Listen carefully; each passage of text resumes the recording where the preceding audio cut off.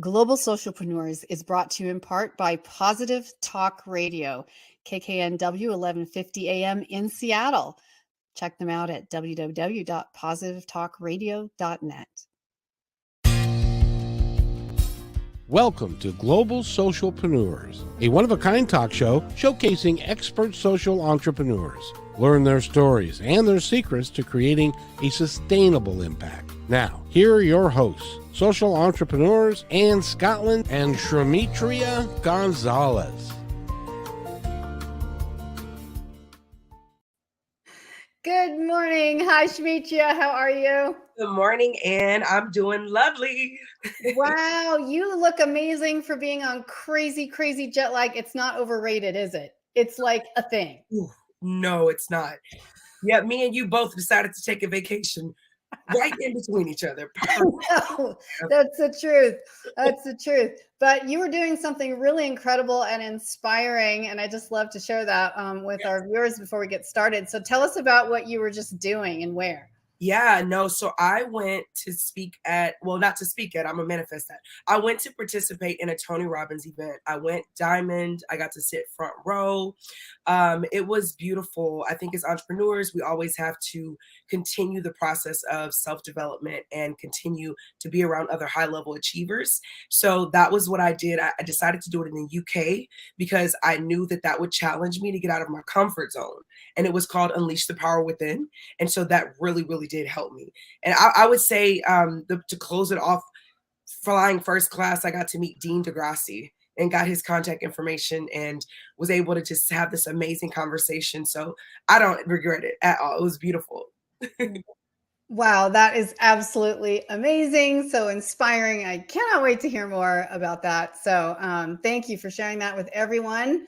And so welcome back, everyone. You are in the right place for Global Socialpreneurs, our weekly show streaming here on USA Global. And me and my wonderful co-host, SHAMETRIA Gonzalez, are here with you today. Each week, we bring you the Socialpreneur of the Week.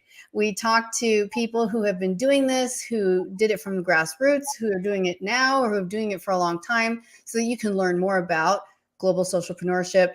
We're really trying to create a new global conversation. I have a dream that what entrepreneurship was in the Western world, and especially in the United States in the 80s, 90s, early 2000s, which was more of a great mad money rush to the top, that social entrepreneurship will become now and in the decades ahead, that young people will aspire to use their entrepreneurial talents, but to be socialpreneurs. There's really no business that can't have a social or environmental initiative attached. And so we're going to talk to amazing people who are doing just that. So today we're talking to an amazing lady and friend of mine, and her name is Kim Schafer. Kim Schafer is a lot of things. She and I, you've heard this before, met each other at a conference where we were both speaking in Washington, D.C. for International Women's Day. I met a lot of great people there. But Kimberly Schafer is an inventor. She's a socialpreneur, and she is doing amazing things. So SHAMETRIA, if you're there, I just wanted you to come back on. Okay, good. I was making sure that we were all here in the room together. So I want to just share a little bit more about Kim before we bring her on. Yes. So Kim Schafer's an inventor. She's a socialpreneur who uses her product sales to help fight human trafficking, which is exactly what obviously I know you, SHAMETRIA, are passionate about. Yeah. And is the true definition of a social entrepreneur, is using your products or sales in your business to help support a particular social initiative, or your business itself is the social initiative. So Kim is using her products and sales to help fight human trafficking. She spent 33 years in academic research at UC San Diego, and then retired and started her own business. So anyone who thinks they can't start, it's too soon, it's too late, forget it. There is no age when it comes to being creative and doing what you love. Kim developed and patented the Ring Thing, which is a product for safely storing jewelry in all those places that we tend to lose them, where I've lost them on airplanes. SHAMETRIA, I'm sure you can imagine what that would be like, etc. So easy to do. And Kim Schafer is currently chairs the Rotary District 5340 Anti-Human Trafficking Task Force. There in San Diego, she chairs the Rotary Anti-Human Trafficking Task Force. So please welcome Kim Schafer. Yes, hi.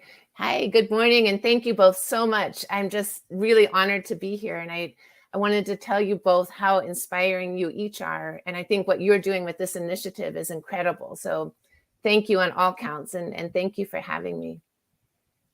You're welcome, Kim. I couldn't wait to get you on the show. I'm literally talking about you.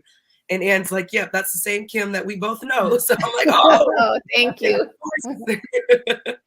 Yeah, no, that was so perfect. So perfect. So, and thanks for being here. Pacific Coast time, early in the morning today for you, Kim. And, so let's just jump right in. We've got, about 25 minutes to talk about what you've been doing and your social entrepreneurship.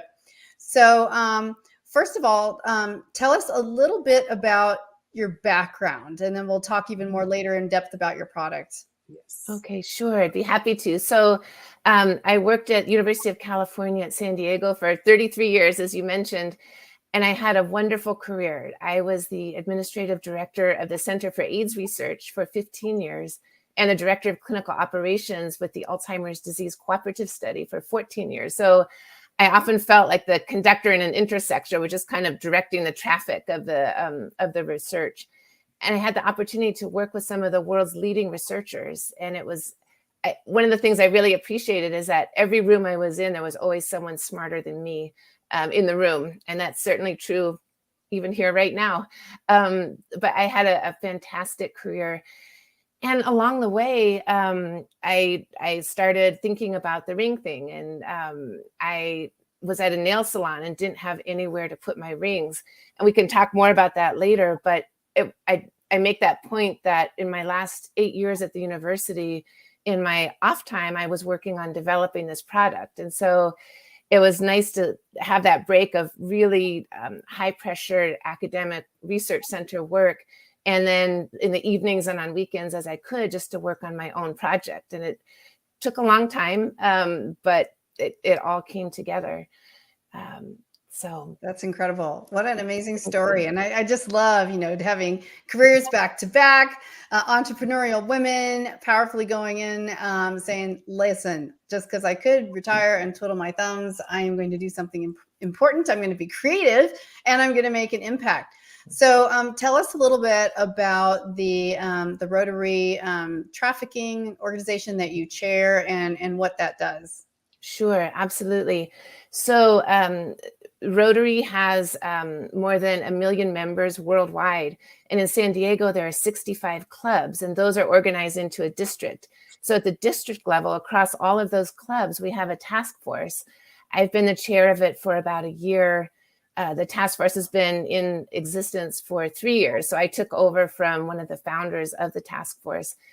And we're made up of members from, I believe, 15 different Rotary clubs right now. We're really focused in 2 areas. The first is doing projects with local nonprofits that are focused on supporting survivors of human trafficking. So we do work projects at the homes.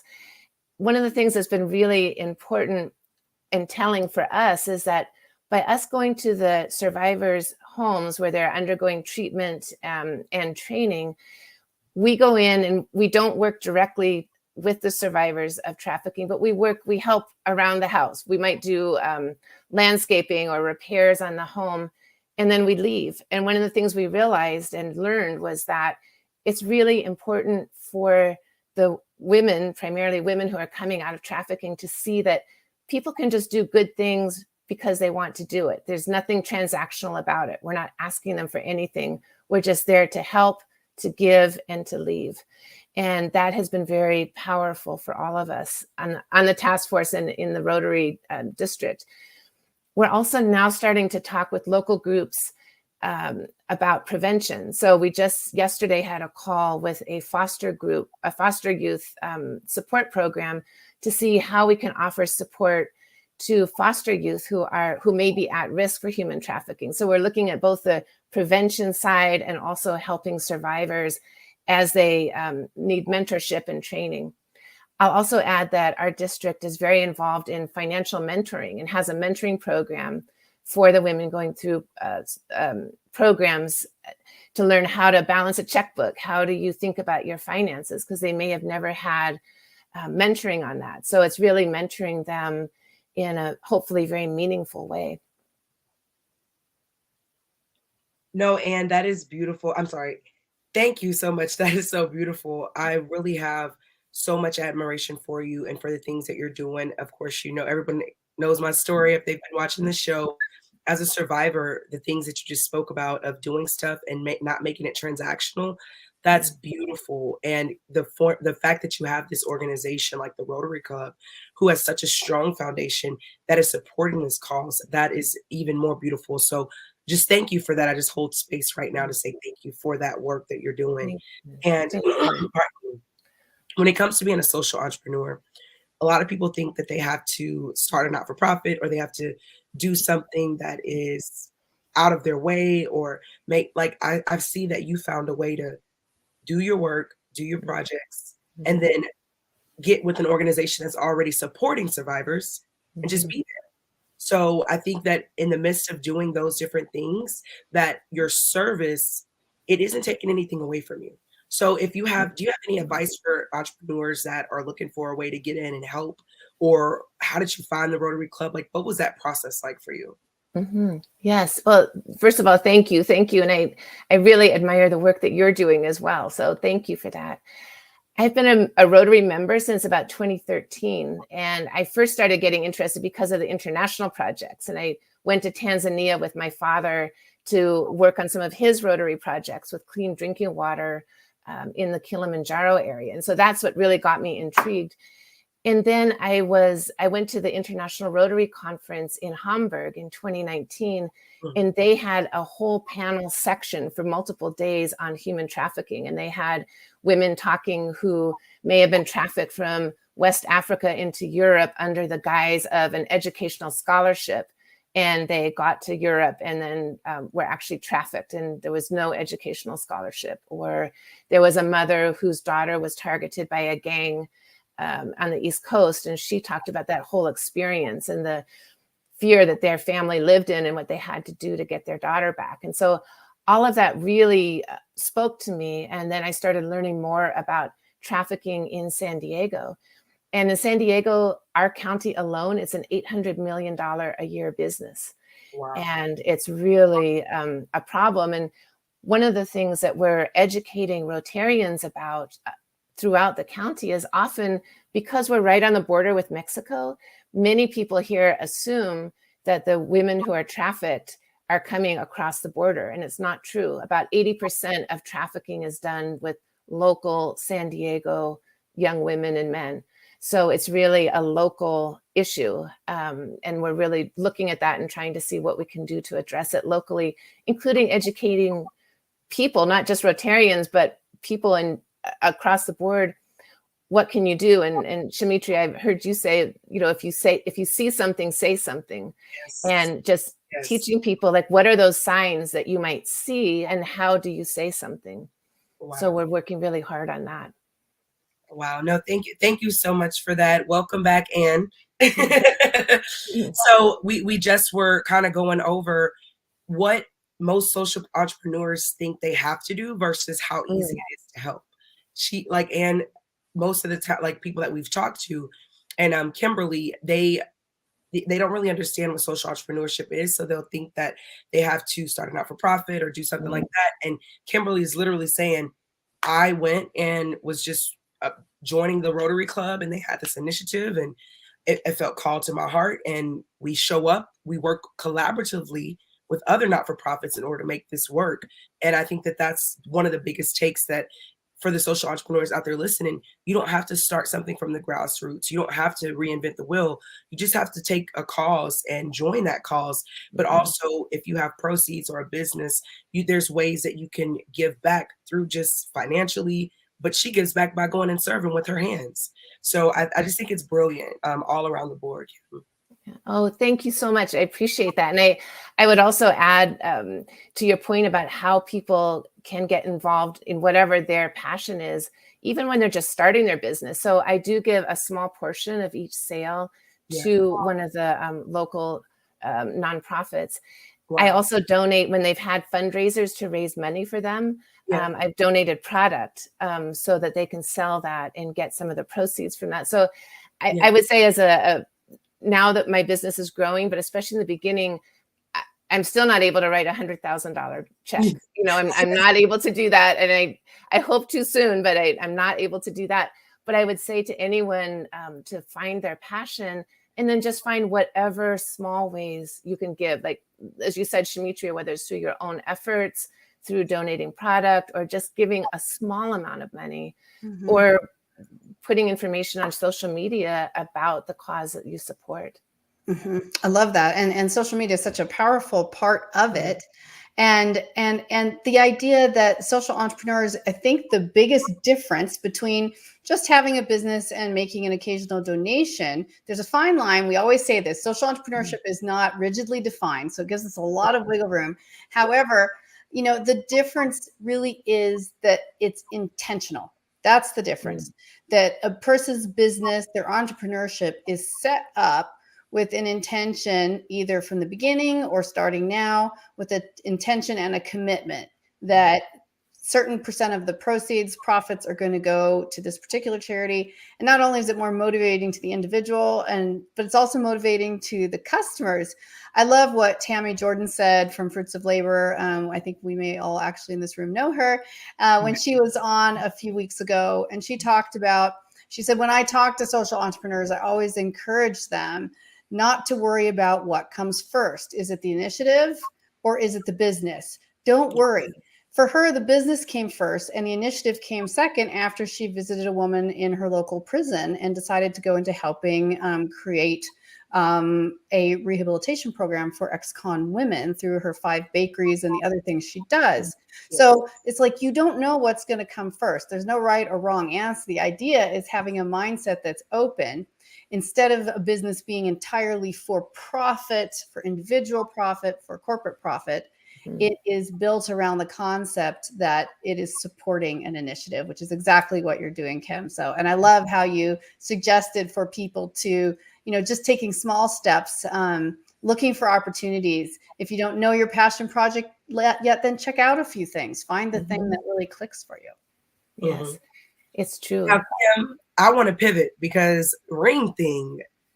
Now we got your cause out. We have your cause. Everybody kind of knows what that is. And we see why you want to do it. Take us back to that moment when you were in the nail shop and you were like, where do I put my ring? Like, I have nowhere to put it. I don't want to lose it. Like, what was that moment for you? And what was the epiphany to make you act on it? Yeah, well, yes, thank you. It was, it's funny because even though it was a long time ago now, it was 10 years ago, I still remember that moment when I just, I would go to get manicures pretty regularly, and I was always taking my rings off and stuffing them in my purse, or sometimes laying them on the manicure table, but there was no organized place to put them. Occasionally there might be a small bowl, but that would be it. And also with the small bowl, everybody can see your ring. And I was concerned about that. So I just thought there has to be a way. And I was thinking about it. And my very first model of the ring thing was made out of paper towel, like an origami. And I just folded it up in the way that I had in mind and came up with the shape. And I thought this would be great. And when I would look around the nail salon, I'd say, everybody here needs one. Every single person is facing the same issue as I am. And then as I looked at my own life, I saw the need grow. I would go to the gym and take my rings off when I went to get a massage, or when I was traveling and taking multiple rings with me. So it just really grew. And at the same time, I was a little bit stymied because I have this model. I had the idea and I had no idea how to manufacture anything. I didn't know anything about injection molding. So I just started step by step, and I hired an engineering intern at the university to help me with the drawings one summer. So he did the initial drawings for the ring thing, and he got the first 3D model made. And to tell you how much things have changed, the first 3D model cost $100 to make. And now I think you can probably get a 3D model for, $15. Wow, right? Yeah. So that has really changed. But then I just started reading about how do I do injection molding? What is an injection molding company? And because I was working in a very high pressure job, I could only work on the ring thing bit by bit along the way. And it actually turned out to be to my benefit in many ways. I was able to work with an attorney and get the patents filed. I was able to start the company, and along the way then find an injection molding company. So it all kind of came together. It took a long time, and it was early 2021 before I actually had any product to sell in my hands. So it was an 8-year process to get it, but it was worth it. And I just kept thinking, I don't want to get to the end of my life and wonder what could have happened. I want to try. I really want to try this. Wow. That's beautiful. No, thank you for sharing that, because some people, they have to go back to that moment and remember their why. And most people think, oh, my why has to be so. No, my why is I needed somewhere to put my rings. Like that thing. But when you worked on it little by little by little, and you were able to work collaboratively with an intern, people think, like I also did that with my project when I had a Robertson Scholar from Duke University.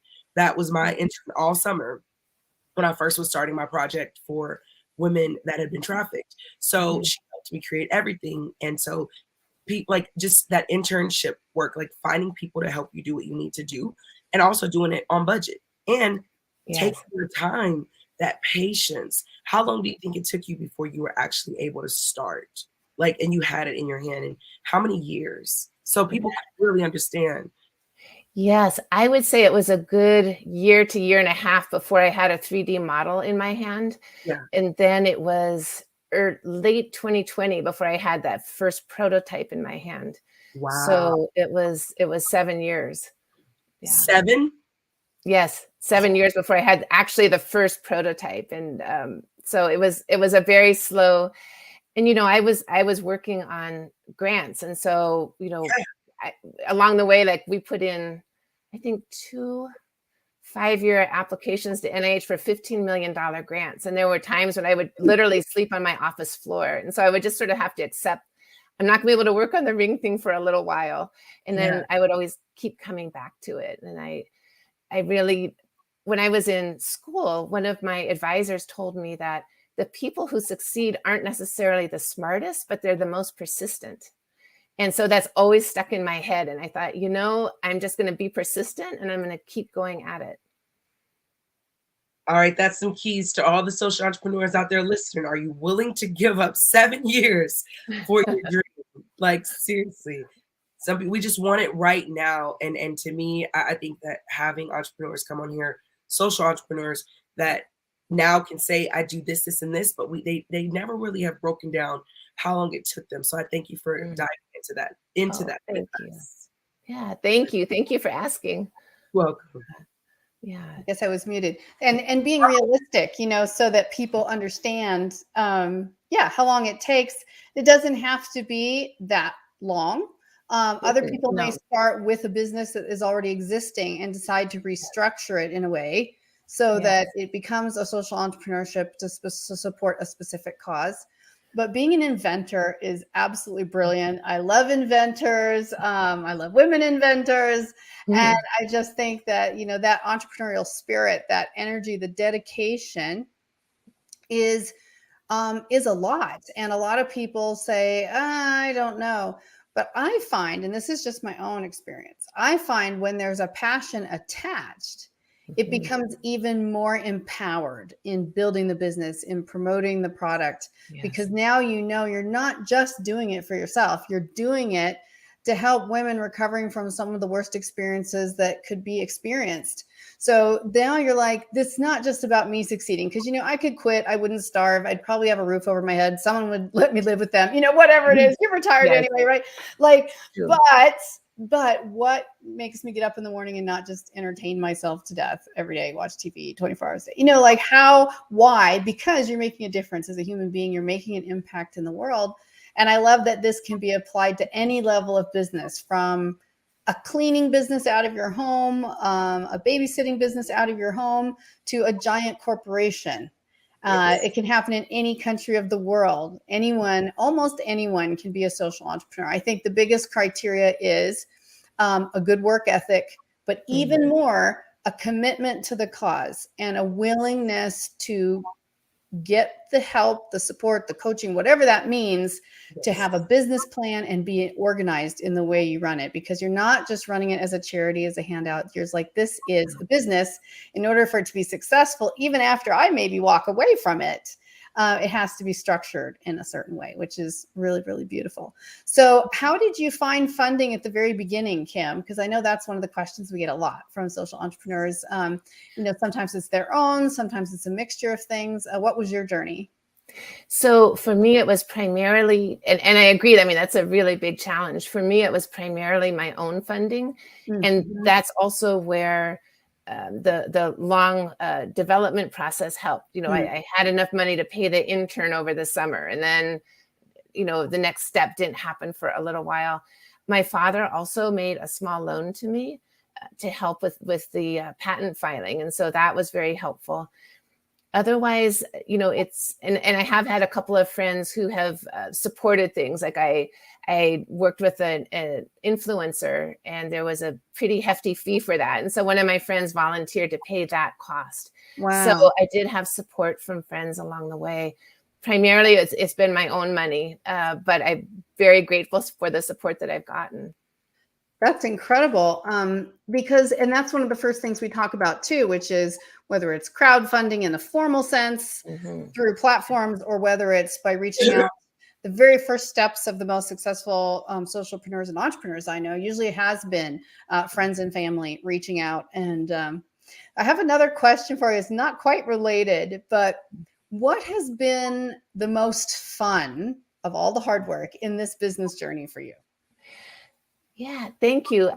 That's a great question. I would say a couple of things. For me, the initial great feeling was holding it in my hand and saying, wow, this in my hand is what I had envisioned in my head.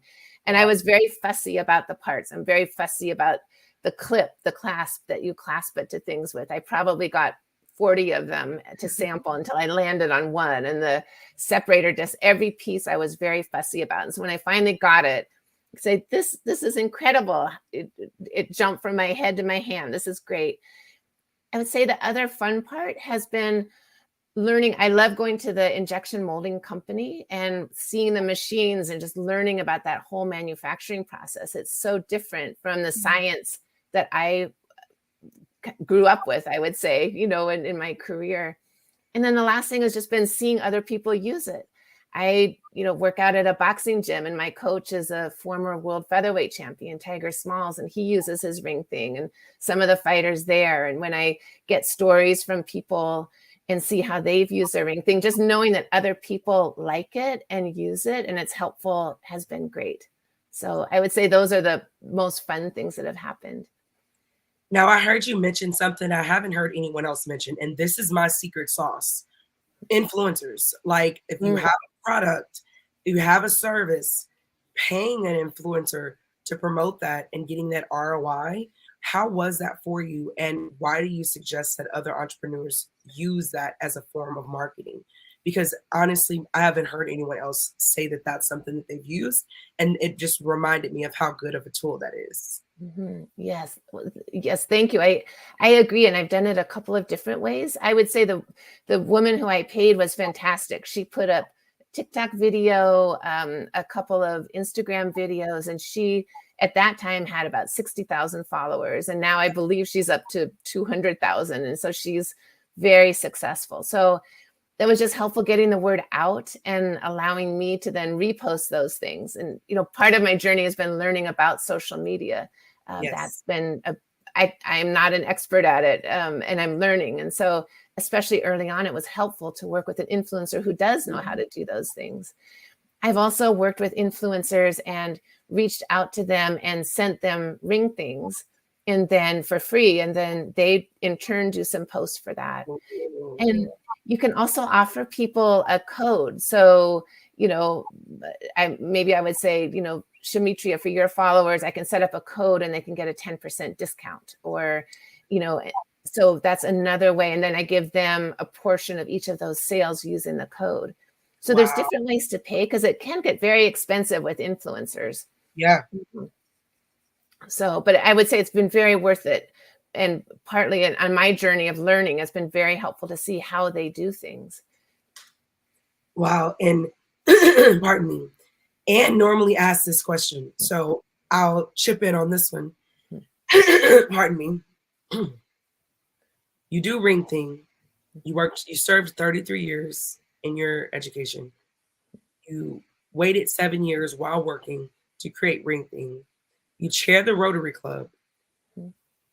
You're a businesswoman, an entrepreneur, social entrepreneur. You also serve with your hand and your time. How do you take care of yourself in the midst of all of that? And what's one advice that you would give to other social entrepreneurs that are doing all of these things and trying to maintain sanity?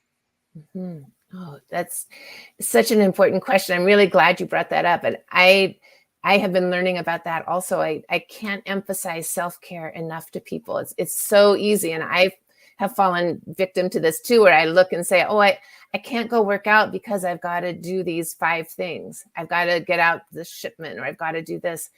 And I always suffer for it. So I would say, whether it's, sometimes I get up early in the morning. I'm Buddhist, and so I meditate every day. So for me, sometimes it's getting up early in the morning and making sure that I have my meditation session in the morning. I'm lucky that my boxing gym is a 7-minute drive from my house. So I really feel like I have no excuse not to get to class. You know, I can get there very easily and get home.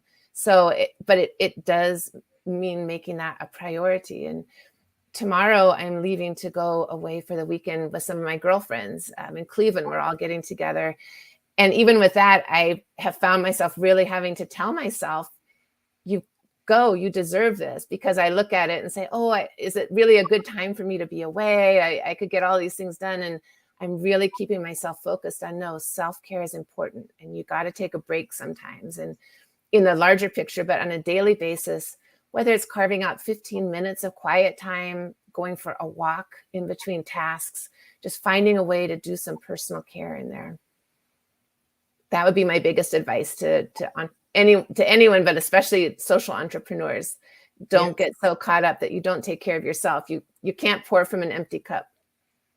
Because I think we all in this room have experienced burnout. We all know what that is like, hitting the burnout point. And, you know, occasionally there's that emergency, that once in a year opportunity you have to push through. But structuring in and taking care. When I got back from Milan a few weeks ago, it's so hard for me to unplug from work. It's just because I love working. But what I unplugged pretty well on that trip. And one of the things that I came home with was, the work is important, but really enjoying life, reveling in the moment, hearing the birds sing, breathing the fresh air, like being alive. My life could be much simpler and I could be just as happy. So let's not lose ourselves in the moment. We never know if we'll have the gift of tomorrow. So let's follow the dream, and let's also live our joy, because I think one of the big important things for me around entrepreneurship, and especially around social entrepreneurship, is leading by example. And, you know, we have seen these example of, you know, the Mark Zuckerberg and all these people, right, who used to do the 22-hour days. And we've seen that model and we've seen it be successful, but it's not sustainable. And it also can be really detrimental. And what we want to teach, like you're saying, Kim, you know, getting in that meditation, getting in your exercise, taking care of yourself. What we want to teach is a long-term sustainable path to this as a lifestyle, social entrepreneurship as a lifestyle that we can lead our coworkers, the younger generation, any people to follow and say, and part of it is taking care of yourself. So I always love it when SHAMETRIA reminds us to ask that question. Thank you, SHAMETRIA. Yeah, it's an important one, and it's easy to overlook. You know, and and especially as social entrepreneurs, while we're giving to other people and our cause, it's also important to give to ourselves, Yeah. and just keep that in mind. Brilliantly said, and takes me to one of my most important comments of all time in the social entrepreneurship conversation, which is this is one of the things that sets us apart in some ways from traditional nonprofits, which is you're allowed to profit. Now, we're not trying to buy yachts and planes for ourselves. We're saying I get to live a comfortable lifestyle in a reasonable way, in a safe place. And then I also get to use these profits to support my area of passion and really make an impact in the world. But the difference is it's a win-win. It's win for you because you get to increase your profits. It's win for your customers because they get to support someone who is supporting incredible social initiatives. And it's a benefit for the social initiatives because they're benefiting in the end, and all those individuals who you may never even see face to face, but who you've touched through your dedication and hard work. Well, I just want to let us know that we're wrapping up here in the last minute or two. Any final questions for Kim, SHAMETRIA? Well, I would say just a final comment to all of our social entrepreneurs that are listening out there. I met Kim and Ann because we showed up in the room at a conference called Her Story Circle. And all of this right now that you see was from us showing up in the room and putting our stories out there and connecting and following up. And this is social entrepreneurship. Us coming together and collaborating, connecting, talking, to be able to be in this room to serve others. That's also an act of it. So never stop learning, never stop growing, and never stop showing up in the room, because you never know who that one or two people may be that can help you to get on the journey or stay on the journey that God has called you to do. So that's literally a reflection of what we're doing here right now. 3 complete strangers that met each other and decided to work together in collaboration. So I just want to honor this moment. Thank you. Thank you so much for that. And we want to let everyone know you can look in the notes here on the show to find out more about the Ring Thing, to help support efforts fighting against human trafficking, to help support our social entrepreneur Kim in her journey to make an impact and make a difference and see an incredible product. So go over to her website or Google Ring Thing and find out how you can get involved. It's great. And maybe your social entrepreneurship can even link up with Kim's, and it can be a win-win. Maybe you're in the jewelry business and this is something that you can integrate into your business and also then be specifically supporting a cause. So always thinking outside the box. That's who we are as social entrepreneurs. Kim, thank you so much for being here. Truly such a lovely gift of your time, your energy, your amazing sweetheart, and your strong back that does all the heavy lifting in your business. Sometimes literally. So thank you for being here. Thank you all of you who joined us today. We're here. We stream every week here on USA Global TV at 12 p.m. Let's see. Yes, 12 p.m. Eastern. I always got to make sure which zone am I in today. 12 p.m. Eastern, 9 a.m. Pacific. Check us out. Also, you can click over to our playlist and see some of our other episodes from other incredible social entrepreneurs. And join us next week. We have another amazing story coming to you from a gentleman in Texas who is doing amazing things for families and families of cancer victims and survivors of cancer. Really a passion project. You're going to love that as well. Thank you so much for being here. Thank you for having me. Thank you so much. Yes. Be well and be kind. Bye. Bye.